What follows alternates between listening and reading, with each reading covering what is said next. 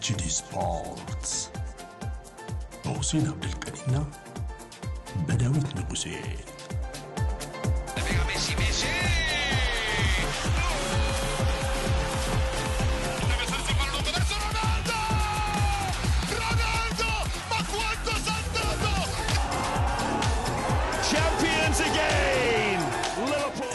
HD ስፖርትስ ተናስተልን በያላችሁበት እንዴት ናችሁ ብለናል። ኤችዲ ስፖርቶች መተናል። ሐሙስ ከሰዓት ነው። የአርሰናልን እንግዲህ የአውሮፓ ቻምፒየንስ ሊግ ትልቅ እርምጃ እናነሳለን። በዛሬው ቆይታችን አትሌቲኮ ማድሪድ እንግዲህ ሜትሮፖሊታን ስቴዲየም ሄዶ አንድ አቻ ተለያይቶ መጥቷል። ከፔናልቲዎች ጋር በተያያዘ በርካታ ጉዳዮች የተነሱበት ጨዋታ ነው። ይሄ ትልቁን አድቫንቴጅ ግን አርሰናል ወስዷል። ይህን ጨዋታ ያለ ሽንፈት ወደ ሜዳው መልሶታል። በመጪው ማክሰኞ እንግዲህ ወደ ፍጻሜ ለመግባት ትልቁን እርምጃ ይራመዳል ተብሎ ይጠበቃል። ይሄ የሚሳካ ከሆነ እንግዲህ ከ20 ዓመታት በኋላ ከቬንገሩ የ2006 ቡድን በኋላ ለመጀመሪያ ጊዜ ፍጻሜ የሚገባ የአርሰናል ቡድን በአርቴታ አማካኝነት እንግዲህ ይቀርባል ማለት ነው። በእርግጥ እንግዲህ ባየርን እና ከፓሪስ ሴን ጀርሜን አሸናፊ ጋር የሚገናኝ ነው የሚሆነው ይሄ የሚሳካ ከሆነ። በእርግጥም ግን ጨዋታው ስቲል አላለቀም። በትናንትናው ዕለት ግን ጨዋታው አንድ አቻ ተጠናቋል። ይህንን እናነሳለን በዛሬው ቆይታችን ከባልደረባዬ በአካል ዳንኤል ጋር በመሆን የምናቀርብላችሁ እንግዲህ አጠር ያለ ፕሮግራም ነው። የሐሙስ ከሰዓት ፕሮግራም በርካታ ጉዳዮችን ከዚህ ጨዋታ ጋር በተያያዘ ከማለዳው ጀምሮ እንደምትሰሙት ሀሳቢ እናደርጋለን። እንደው ምናልባት ለየት ያሉ ጉዳዮች ካሉ በሚል እንግዲህ ወደ እናንተ የምናደርሰውን እንድትከታተሉ ነው በማክበር የምንጠይቀው። በአካል እየተገናኘን አለን ዴቭ፣ እንዴት አለ? አድማጭ ተመልካቾቻችን እንዴት ናችሁ ብያለሁ። ከቅዳሜ በኋላ ነው የተገናኘ ነው አይደለም? አዎ፣ ከቅዳሜ በኋላ ከግምት ፕሮግራማችን በኋላ የተገናኘንበት እንግዲህ ፕሮግራም ነው የሚሆነው። ኦፍኮርስ ለአርሰናል ትልቅ እርምጃ ነው፣ ትልቅ አድቫንቴጅም ብለውታል በርካቶች። በሜዳ ፊት ከሜዳ ውጭ ያለውን ውጤት ኢቨን አድርገው አትሌስ ምንም አድርገው እንደ አዲስ ለመጀመር ነው እንግዲህ በሜዳ የምትንደረድረው። ይህን ታሳቢ አድርጎ ነው አርሰናል ይንቀሳቀሳል ተብሎ የሚታሰበው። በርካታ በጎ ነገሮችም የነበሩት ጨዋታ ነው። ምንድነው አስቀድመን ልንል የምንችለው እዚህ ጨዋታ ላይ? ይህን ጨዋታ ከማንሳታችን በፊት ዴቭ፣ እንደው ምን አይነት ስሜት ነበረው የከትናንት ወዲያው ጨዋታ የሚለውን ነገር ግን የነበረው እንቅስቃሴ የነበሩት የጎሎች ብዛት እና ደግሞ እንዴት ነው ተጋጣሚዎቹ የአርሰናልና የአትሌቲኮ ማድሪድ ጨዋታ ምን መልክ ይኖረዋል የሚለው የብዙዎችን ትኩረት እንደውም ይሄ ያለመጠበቅ አይነት ነገር የሆነ ሻዶ ሊያርፍበት እንደሚችልና በዛ ጨዋታ የማክሰኞው ጨዋታ ልክ እንደ ቤንችማርክ ልትቆጥረው ትችላለና ከዛ ጨዋታ ተነስቶ ራሱ እኮ አንዳንድ ሚዲያዎች ነው አትሌቲክ የጻፈውን ስታይ 9 ጎሎች ባይኖሩትም እንደ ማክሰኞው ባይሆንም ግን ድራማዎችን አላጣም እያለ ነው ጽሁፉን የጀመረው የአትሌቲክ ይሄኛውን ጨዋታ በተመለከተና እንደው ተጽዕኖ አድርጎብህ ነበር? እኔ ልጠይቅህ ብዬ ነው። ተፈጥሮ የለውም። የበቀደሙ ጨዋታ የፕላኔታችን ቁንጮ ጨዋታ ነው። በእርግጥም እንዳሉት የፍጻሜ ጨዋታ ነው። ሁለቱ የፍጻሜ ጨዋታ አድርገው ቢሆን ይሄን አይነት ባህሪ ይኖረዋል ጥርጣሬ አለኝ። ይሄን አሁን ማክሰኞ ያየነውን አይነት ባህሪ ይኖረዋል ጥርጣሬ አለኝ። ምክንያቱም ሁለቱም እንግዲህ የ90 ደቂቃ ጨዋታ ስለሚሆን ስነ ልቦናውም ይለያል፣ አፕሮቻቸውም ይለያል ብዬ ነው ግምትም ወስደው። ግን ሁለቱም ደግሞ አፕሮቻቸው አመቱን ሙሉ ይሄ ስለነበር ደግሞ እዛ ጨዋታ ላይ ያሳዩት ነገር አልገረመኝም በግሌ። ግን እንዳልከው በዚህ ደረጃ ይሄ ሁሉ ጎል ይኖረዋል ወይ? ትንፋሽ የሚያቆራርጥ ነገር ነበረው ወይ? በርካታ የኳስ የጎል እድሎች ነበሩት ወይ? በርካታ ጎሎች 9 የሚደርስ ጎሎች ነበሩት ወይ? ኢንዲቪጁዋል ብሪሊየንስ በተለይ እኮ አሁን እኮ አስገራሚው እዛ ጨዋታ ላይ የተጫዋቾች የግል ጎል ካስቆጠሩት ከሳቱት በላይ ደግሞ የግብ ጠባቂዎችን ብቃት በዛው ልክ እዛው ላይ ታያለህና ብዙ ነገሮች ያየንበት ነውና እውነትም የማጥቃት እግር ኳስ መገለጫ ከሆኑ ሁለቱም ቡድኖች በቃ ማሳያ ናቸው።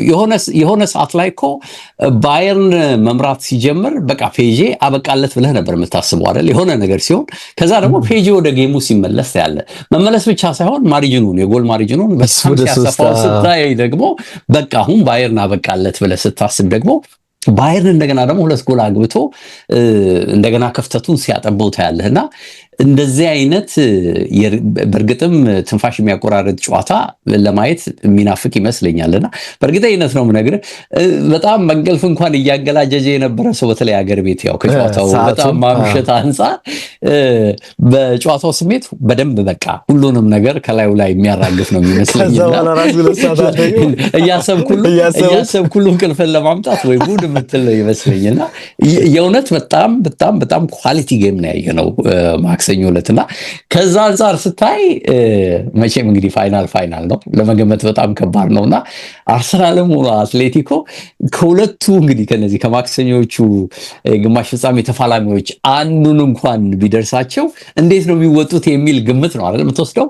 አሁን አርሰናል ካሸነፈ እነዚህን ነው የሚገጥመው ብለህ የሆነ በቃ የራስን ጥርጣሬ እንድትወስድ ነው የሚያደርገው። ግን ጌሞች በዚህ መስፈርት አይለኩም እንዳልኩና የትናንቱም ጌም በዚህ መስፈርት አይለካም ልልህ ፈልጌ ነው። ባካሌ ትክክል።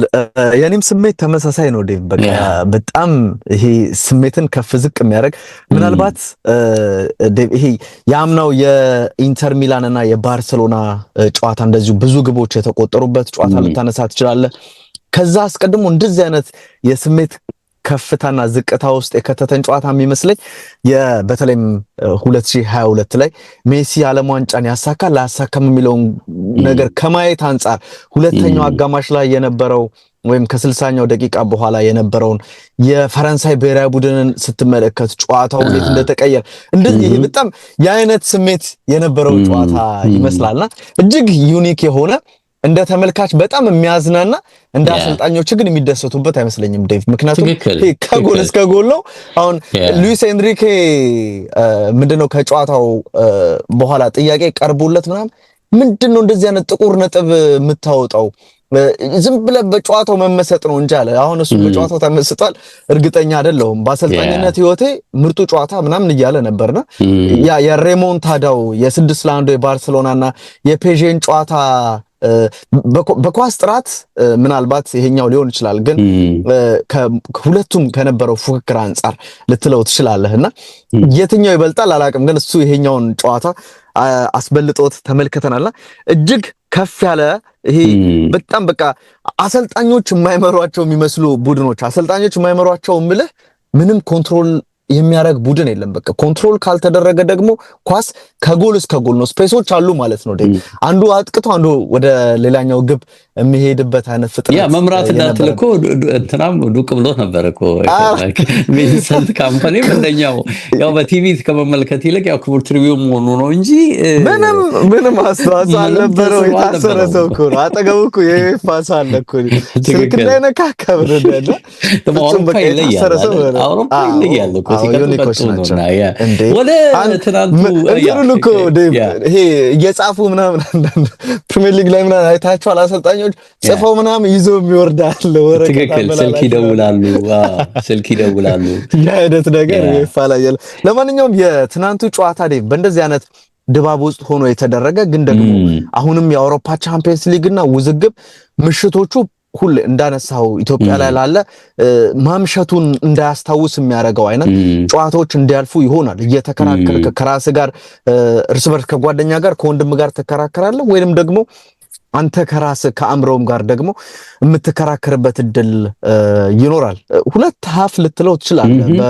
በመጀመሪያው አጋማሽ ጥሩ የነበረን አርሰናልን የተመለከትንበት ያ ሲባል ኦን ታርጌት የሞከረው አርሰናል የተቆጠረው ግብ ብቻ ነው ቪክቶር ዮኬሬሽ ያስቆጠረው አይነት ግብ።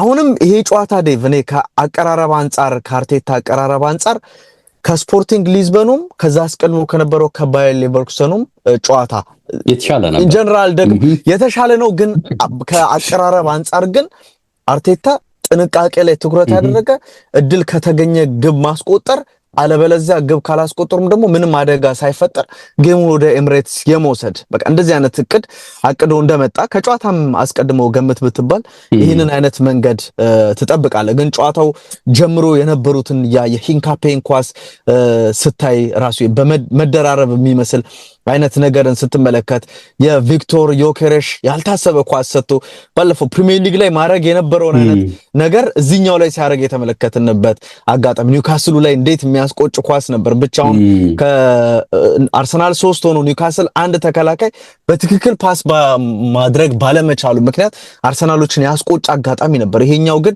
እንዴት ወደ ጋርድ የመታውና በአትሌቲኮ በኩል የነበረው የመከላከል እንቅስቃሴን ስትመለከት የአትሌቲኮ ማድሪድ ማጥቃት እንቅስቃሴ በጣም መቆራረጥ የነበረበት ፈርስት ሃፍ ግሪዝማን ኳስ ይደርሳል፣ አልቫሬዝ ጋር ኳስ ይደርሳል፣ ወይ ኮኬ ጋር ኳስ ይደርሳል፣ ግን በቀጣይ የሚያደርጉት እንቅስቃሴ እርግጠኝነት አልነበረም። ያ ኳስ ወደ አርሰናሎች ነበር የሚሄደው። አርሰናል በፍጥነት ይዞ እየሄደ አደጋዎችን ለመፍጠር የተደረጉ ጥረቶች ነበሩ። በዚህ አጋጣሚ ግን ኦን ታርጌት በመሞከር ብልጫ የነበረው በመጀመሪያው አጋማሽ አትሌቲኮ ማድሪድ ነበር። አርሰናል አንድ ነው፣ እሱም ከቆመ ኳስ ከፍጹም ቅጣት ምቱ ማለት ነው የተገኘው አጋጣሚ ትሏል። ሁለተኛው አጋማሽ ፍጹም የተለየ መልክ የነበረው በደንብ በሲሞኔ ጥሩ የመጀመሪያ አጋማሽ የረፍት ሰዓት ምክር ለተጫዋቾቹ እንደሰጣቸውና በደንብ ሞቲቬትድ ሆነው የመጡበት ደግሞም ግብ ያገኙበት አጋጣሚ ነበር። ዴቭ የመጀመሪያው የፍጹም ቅጣት ምት የተሰጠበትን እንቅስቃሴ ስትመለከት እንደው በአርሰናል በኩል የዮኬሬሽ ኳስ በጣም ግነት አለው የሚል ነገር ራሱ ዴልፔሮን ረፍት ላይ ሲጠይቁ ሰምተዋል ዴቭ። አይደለም ይሄ ትናንቱም ሁለቱ ፔናልቲዎች ፍጹም አያሰብ በጣም ሶፍት ናቸው ብሎ ሲናገር ነበረ። በባየርንና በፔዤ ጨዋታ ላይ የነበረው ለሉቾ ዲያዝ የተሰጠው ራሱ ደግሞ ሌላኛውም ኳስ እንደዚሁ በአልፎንሶ ዴቪስ እጅ ተነክቷል በሚል የተሰጠው አጋጣሚ የተመለከትንበት አጋጣሚ ነበር። ክርክር አለው ዴቨኔ አላውቅም። እንደው ይሄ የመጀመሪያው ለኔ የመጀመሪያው እንቅስቃሴ እንደውም ቀይ ይበዛል የሚለው ካልሆነ በቀር ፔናልቲውን ከሰጡ በኋላ ካርድ አለመምዘዛቸው በራሱ አስገራሚ ነው። ምክንያቱም ሁሉንም አይነት ነው ላይክ ልጁ አጋኖት ሊሆን ይችላል፣ ግን ሁሉንም አይነት ፋውል ተሰርቶበታል። ሁሉንም አይነት ማለት ምን ማለት ነው? መጀመሪያ ከታች ያለው ጥፋት ጠፍቷል በግር የተደረገው እንቅስቃሴ ላይ። ከዛ በኋላ ደግሞ ፑሽም ነበረው ከኋላ አስተውለው ከሆነ ግፊያም ነበረው፣ የመወርወር ግፊያም ነበረውና ግፊያው ቢጫ እንግዲህ በግል ነው የምናየው። እንግዲህ የራስህ ግምት ነው ብዙ ጊዜና አውሮፓ ላይ ብዙ የማያስማሙ ግን እነሱ የሚተገብሯቸው ነገሮች አሉ። እንግሊዝ ላይ የማይተገብ ለምሳሌ ትናንትም አሁን የጠቀስከው አልፎንሶ ዴቪስ የማን ነው የጥራልኝ የባየር ሙኒክ ያኛው ሉቾ ዲያዝ ነው ፍራንሳዊው ተጫዋች ኦሊሴ በእጁ ነካው ተብሎ የተሰጠው ኳስን ታሳቢ አድርጎ የተሰጠ ፍጹም ቅጣት ነው። አልፎንሶ ዴቪስ በእጁ የነካው ኳስ ታሳቢ ተደርጎ የተሰጠ ነው ይመስለው የአርሰናል አሁን ትናንትና የተሰጠው ኳስና ፕሪሚየር ሊግ ላይ ሁሌም እንደምናውቀው በተለይ ሌላ የሰውነትን አካል ነክቶ እጅህን ኳሱ ከነካው በተለይ እጅህ ከፍ ያለ ካልሆነ በቀር ላይክ ማለት ምንድነው ትክክለኛው አቀማመጥ ላይ እጅህ እስካልሆነ ድረስ በተለይ ዝቅ ካለ የሰውነትን አካል ከነካና እጅህን ከነካ አሰጥም አውቶማቲካሊ ነው የሚሉት።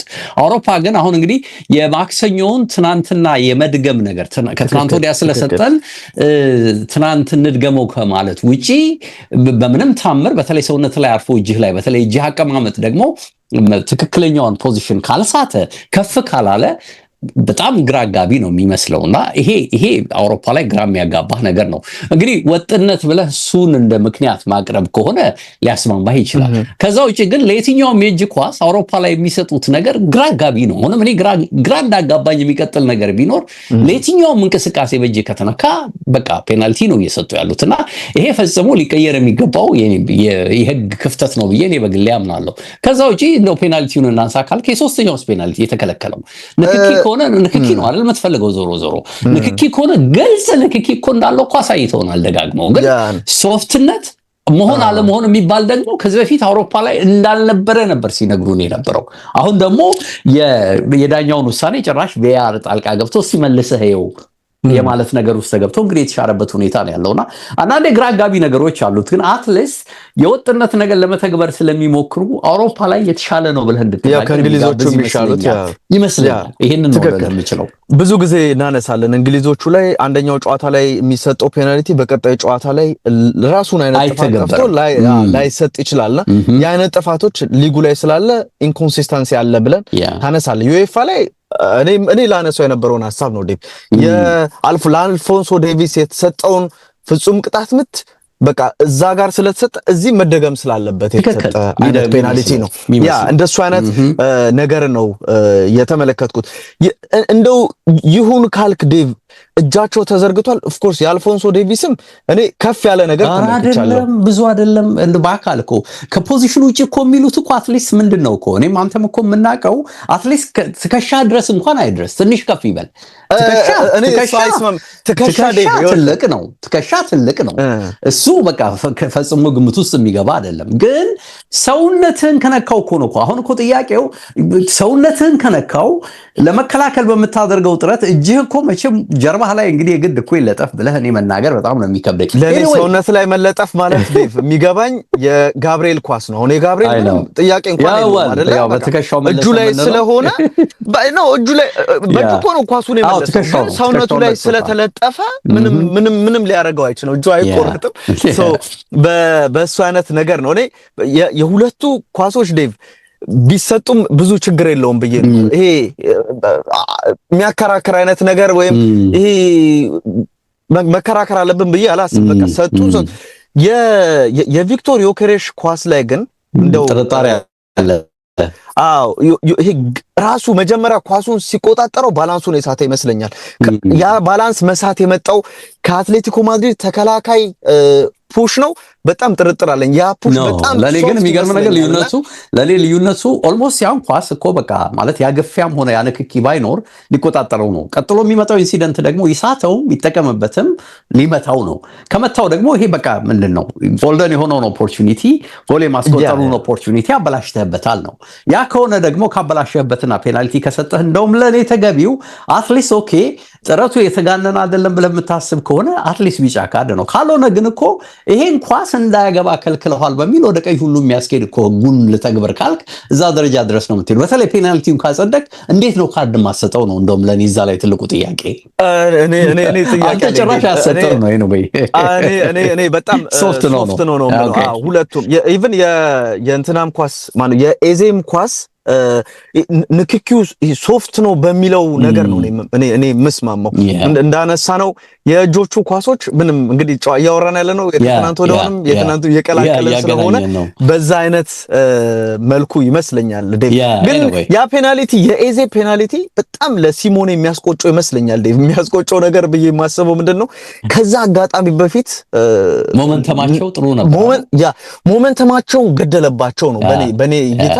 አትሌቲኮ በጣም ጥሩ መነሳሳት ላይ ጥሩ ድሎችን እየፈጠረ እያጠቃ እንደውም አርሰናሎችን ጭንቀት ውስጥ የሚገል ደግሞ የስቴዲየሙ ጩኸት በጣም እየረዳቸው ነበርና ያንን ነገር ነው የገደለባቸው። ከዛ በኋላ አንድ እኮ ይሄ ወይ ዳቪድ ራያ ያወጣው ኳስ ምናምን የለም። ኦልሞስት ከ73 ከ74ኛው ደቂቃ በኋላ አትሌቲኮ ማድሪድ ዘጭ ብሎ የወረደበት አርሰናል በደንብ ተጽዕኖ እየፈጠረ ወደፊት በተለይም የሞስኬራን ኳስ የተመለከትንበት አጋጣሚ አለ።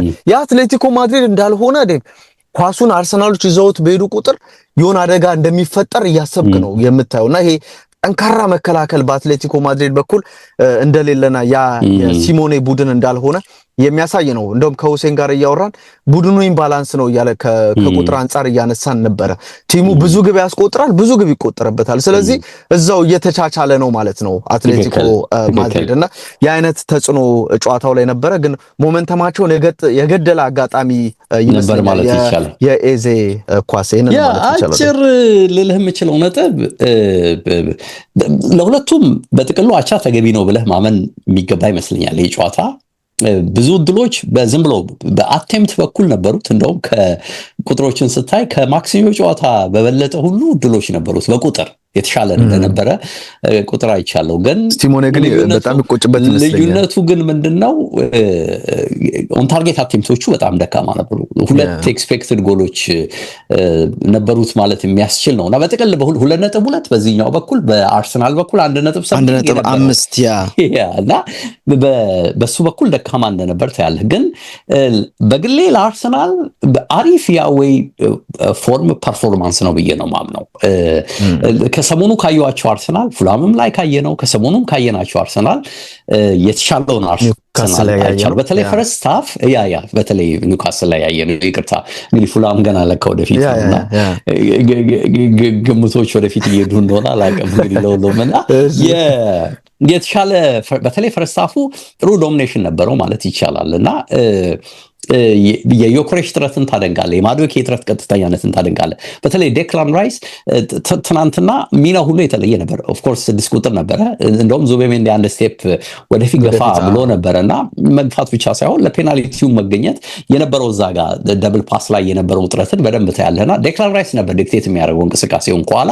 ይሄ በእርግጥም በጉልበት ማኔጅመንት ላይም ለዴክላን ራይስ የሚሰጠው ጥቅም እንዳለ ታያለህ። ያኛው ዙቤሜንዲም በጣም የቤት ስራዎች ይበዛበት ጫናዎች ይበዛበት ስለነበረ በተወሰነ ኤክስቴንት የሱንም ኃላፊነት በመቀነስ ረገድ ትናንት የተደረገው ሜክሺፍት ለኔ ተገቢ ነበር፣ ይታየ ነበር ብዬ ነው ማስበውና በተለይ የዴክላን ራይስ ተጽዕኖ ትልቅ ነበር።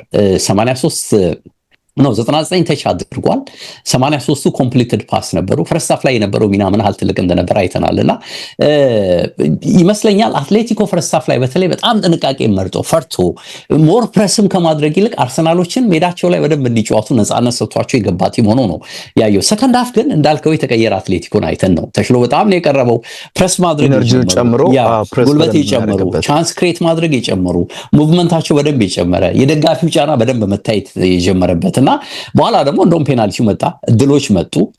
የሉክማንን እድል የግሪዝማንን ብረት የመለሰበት እነዚህ ስታይ በደንብ ሞመንተሙን ሰከንድ ሃፍ አግኝተውት እንደነበር አይተናል። እንዳልከው በኋላ ላይ ይሄ በተለይ ፔናልቲው ኢንሲደንት ምን ያህል ነገሮችን እንደቀየረ እኔም አይቻለሁ። ግን ያ አርሰናልን ጠቅሞታል በዚህ ረገድ። በተለይ ደግሞ በተወሰነ መልኩ የገቡትም ተጫዋቾች የራሳቸው ሚና ይኖራቸዋል ብለህ እንድትናገር የሚያስገድድ ይመስለኛል። አዎ ኤዜ በተለይ የመጨረሻው 15 ደቂቃዎች ላይ ኳስ በመቆጣጠር ነፃ ሆኖ ኳስ ድሪብል በማድረግ በሳካ በኩል ጫናዎች ቢኖሩም በዚህኛው መስመር በሳካ መስመር እንቅስቃሴዎች ለመግፋት ጥረት ማድረግ ቢቻል እንደውም በስተመጨረሻ አሸናፊዋን ጎል ለማግኘት ፍላጎት እንደነበራቸው ታያለህና ግን እንዳልኩ የኋላ አንዳቸው በጣም ጠቃሚ ሆኖ ያለቀበት ነው ማለት የምችለው። የአርቴታን አፕሮች የወደድኩት ትናንትና በተለይም ትልቅ አድቫንቴጅ ትልቅ እርምጃ ተራመደ ብዬ እንድናገር የሚያስችለኝ አንዱ አቻ መውጣቱ ነው። ማለት አቻ ስልህ ያው ስቲል ኢቭን ነው፣ ሜዳው ላይ ካላሸነፈ የሚወጣበት እድል አለ። ሳይሸነፍ ወደ ሜዳው ይሄንን ጨዋታ ይዞ መመለሱ በጣም ትልቅ ነጥብ ነው። ከዛ ውጪ ላይን አፕ ላይ የቆመረው ነገር በደንብ ሰርቶ ሁሌ የምላቸው ነገሮች አሉ። እንደዚህ አሁን ብዙዎች የሳካን የጤንነት ችግር ታሳቢ አድርገው እዚህ ጨዋታ ላይ በቀጥታ ከሚያመጣው ይልቅ እንግዲህ የማዱዌኬን አሁንም ያው ከናታካሽ ነገሩ ቢጠቀምበት የሚል ነገር ነበር። ተጠቅሞበታል። ልጁም ደግሞ እንግዲህ በጣም ፖሲብል የሆኑ ነገሮች ነበሩት ሜዳ ላይ ማለት ትችላለህ። እሱ ብቻ አይደለም፣ ኤዜም ከሰሞኑ ጉዳት ነበረው፣ ተቀይሮ የወጣ ተጫዋች ነው። እሱንም በቀጥታ ከመጠቀም ይልቅ እሱንም ከቤንች እንዲነሳ ነው ያደረገው። ይሄም በጎ ነገር ነው። ከቤንች ሲነሳም ደግሞ እንግዲህ የጉዳት ወይም ደግሞ የአቅም ጥያቄ ወደፊትም እንዳይነሳበት ኦዴጋርድ ነው እንዲቀየር ያደረገው። ይሄም ፖዚቲቭ እርምጃ ነው ብለህ ያለ ጥርጥር እንድትናገር ያስገድድሃል። ከዛ ውጪ አሳሳቢ የሚመስሉት እንግዲህ ዴክላን ራይስ እና የዙቤሜንዲ ጉዳይ ነው። ሜክሺፍቱ በተወሰነ መልኩ ሙሉ ለሙሉ የጉልበት ቅነሳ ላይ ኢምፓክት አለው ብለህ እንድትናገር የሚያስገድድ ይመስል። ታስታውስ ከሆነ የባለፈው ቅዳሜ የኒውካስል ጌም ላይ በቃ ዝልፍልፍ ብለው እኮ ሜዳ ላይ በቃ አቅም ካጡ ተጫዋቾች መካከል እነ ኦዴጋርድ፣ እነ ዙቤሜንዲ፣ እነ ዴክላን ራይስ የሚጠቀሱ ናቸውና የነዚህን ተጫዋቾች ኢንጌም ማኔጅመንት የተጠቀመበት አፕሮች ለኔ በግሌ ተመችቶኛል። በነገር ላይ እሱ ብቻ አይደለም፣ የኋላ በመስመር ያሉ አማራጮችን ሳካን መጠቀም፣ ማርቲኔሊ ማስወጣት፣ ትሮሳርድን መጠቀም፣ በጣም ሁለገብ የነበረውን ጥረቱ የሚታይ የነበረውን እንግዲህ አጥቂው ዮክሬሽን በጀሱስ የመጠቀም ነገር፣ እነዚህ ራሱን የቻሉ ከአርሰናል ጋር ሊታዩ የሚችሉ በጎ ነገሮች ናቸው ብዬ ነው የማስበው። እንደኔ እምነት ከሰሞኑ ካደረጋቸው እንቅስቃሴዎች ይልቅ ሞር ፖሲቲቭ ነገር ያየውበት ምናልባት እንደ ክፍተት የምናየው አሁንም እድል ፈጠራን የአጥቂዎቹን ኬሚስትሪ ማምጣትና ተደጋጋሚ ጎሎች ለማግኘት የሚደረግ ጥረትን ካልሆነ በቀር ከኋላ አማካይ መስመር ላይ ያለው ነገር መረጋጋቱ በደንብ ፖዚቲቭ ሆኖ የመጣበትን አርሰናል ነው በተጨባጭ ያየሁትና አሁን እንግዲህ የሚቀረው ያን ኬሚስትሪ ያን ወደፊት ያለውን አፕሮች የማምጣት ነገር ነው። እንግዲህ ሳካ መመለስ ኦዴጋርድ አሁን እንግዲህ ሞር ማርች ታይም እያገኘ ሞር ፊት እየሆነ ሲመጣ ደግሞ ከቡድኑ ጋር የበለጠ የመዋሃድ ነገር የማምጣት ነገር ዮክሬሽ እንግዲህ አሁን እድል ተሰጥቶታል። 2 ጌም ምናምን አርፎ ነው የመጣው እንዳየው ከሃቨርትስ መምጣት በኋላ እሱ ሞር ፖዚቲቭ የመሆን ነገር አለና የበለጠ ለቀጣይ ነገሮች ተስፋ ሰጪ ነገር አርሰናል ላይ እንዳያስገድደኝ ጌም ነው ብዬ ብናገር አልሳሳትኩም። በግል ያየሁትን ነው የምነግርህና ፖዚቲቭ ነገር አይቼበታለሁ በአትሌቲኮ ጌም ልልህ ነው የምችለው። እንደ ባየር ፔጄ ብዙዎች ጠብቀው ነበር። በራሱ ፖዚቲቭ ነው ልክ አትሌቲካል እንዳልከው የሚጠብቀውም በዛ ደረጃ አይደለም። ሁለቱም ያላቸው ባህሪ ይታወቃል። በነገር አትሌቲኮም አርሰናልም ያላቸው ባህሪ ይጠበቃል። ግን እንደውም የጠበቅነው የሚመስለኝ በጣም የወረደና በቃ የሆነ ውስብስብ ያለ ጌም ነበር። ግን ከዛም ትንሽ ፈታ ያለ ነው። በሁለቱም በኩል የሚታየው ነገር ታክቲካል ቢሆንም ለተመልካች ደግሞ ቦሪንግ ያልሆነ የማይደብር ግን የሆነ የምታየው ነገር የሚያዝናና ሆኖ ያለፈ ጌም ነውና ኤፌክቲቭ ነበሩ በተለይ አርሰናሎች ብዬ ለመናገር የሚያስገድደኝ ነገር አለ። ቢግ እርምጃ ነው በነገር ትልቅ እርምጃ ነው በተለይ በመልሱ ይሄንን ከተጠቀሙበት በአካል ትክክል። ቅድም ያልከው የግብ ዕድሎችን የመፍጠር ነገር ራሱ በቀጣይ ኤምሬትስ ጨዋታም ላይ ለአርቴታና ለቡድኑ ፈተና ሊሆን ይችላል። ሜዳው ላይ ቢጫወትም የአይነት ነገሮችን ማከናወን ግዴታ የቡድኑ ኃላፊነት እንደሆነ ማያንሳት ይችላል። ሞመንተሙ ከወረደ በኋላ ሲሞኔ ጨዋታውን ወደ ኤምሬትስ የመውሰድ ፍላጎት አይታወቅ ነገሮችን በዛው እንዲረጋጉ አይነት ነገርና ምንም ነገር ሊፈጠር ይችላል የሚለውን ነገር ከማንሳት አንጻር ነው። እንደው ግን የመጨረሻ የምናደርገው ካለት ሰዓት አንጻር የትኞቹ ቡድኖች የተሻለ እድል አላቸው የሚለውን ነገር ከባድ ነው አይደል? እዚህ ጌም ላይ ኦኬ አርሰናል የመገመት እድል ሰፊ ነው ባለሜዳ ስለሆነ ብለህ ነው መናገር የምትችለው። ኦፍ ኮርስ ስቲል ኢቨን ነው ጨዋታው፣ ግን ሜዳ ላይ ድሉን የመውሰድ ከደጋፊ ጋር በደንብ ፕላስ አዌይ ሞጥቼ በቃ አሁን ያሳካውት ነገር አለ ስለዚህ እዚህ ገለዋለሁ ብለህ ትናገራለህ። ኦፍ ኮርስ አሁን ይሄ የሜዳ አድቫንቴጅ የሚባለው ነገር እየሰራ እንዳልሆነ በደንብ እያየን ነው። በቀደሙም የፓሪስን ጨዋታ ሊሰራ አይችልም ያ ብዙ ካልኩሌሽኑ ማርጂኑ እየጠበበ እየመጣ ያለ ይመስላል። ግን አድቫንቴጅ ለአርሰናል በዚህኛው ሳይድ ተጣለ። ያኛው ግን ስቲል በጣም ከባድ ለመገመት የሚመስለው እሱ ነው። ትክክል። ቼልሲ 5-2 እኮ ፓርክ ደ ፕሪንስ ላይ ተሸነፈው ስታንፎርድ ቀይራል ብሎ አይመጣም። አያው ሆም አድቫንቴጅ ምናምን የሚባል ነገር ኢቭን 3-0 እንኳን ቢሆኑ በፊቱ ቢሆን ሊያልፍ ይችል ነበር። ግን 4-0 ከዛ በላይ ማሸነፍ ነበር የሚጠበቅባቸው። እንዳነሳው ወደ ኤምሬትስ መምጣቱ ለአርሰናል እጅግ ጥሩ የሆነ ከደጋፊ ጋር ከዚህ የተሻለ ደግሞ በማጥቃት ኢንቴንት ወደ ሜዳ እንዲገቡ መረጋጋቱ ማለት በረኛው ግብ ጠባቂው ተከላካዮቹ አማካዮቹ ላይ የሚታየው እርጋታ somehow ፖዚቲቭ ነው። አሁን እንደማየው ኦፍ ኮርስ የተወሰነ የሆነ ግራ የመጋባት ነገር ሳሊባም ላይ ገብርኤልም ላይ ያየነው ነገር አለ። ኦፍ ኮርስ የጎላ አይደለም መታገል ነው አይደለም፣ ግን መረጋጋት ይታያል ከኋላ ዩላን አልቫሬዝ በቀጥታ ጨዋታ ይኖራል አይኖርም እሱም ራሱ ጥያቄ ነው።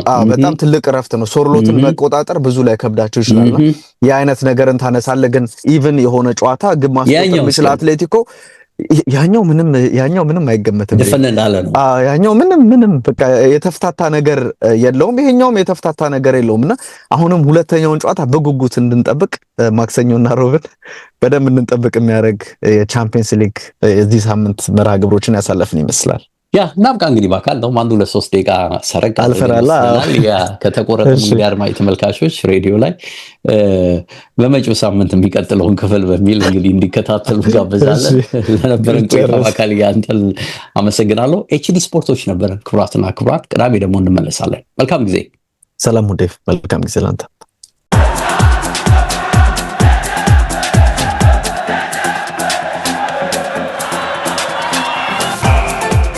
ኤችዲ ስፖርትስ በሁሴን አብዱልቀኒና በዳዊት ንጉሴ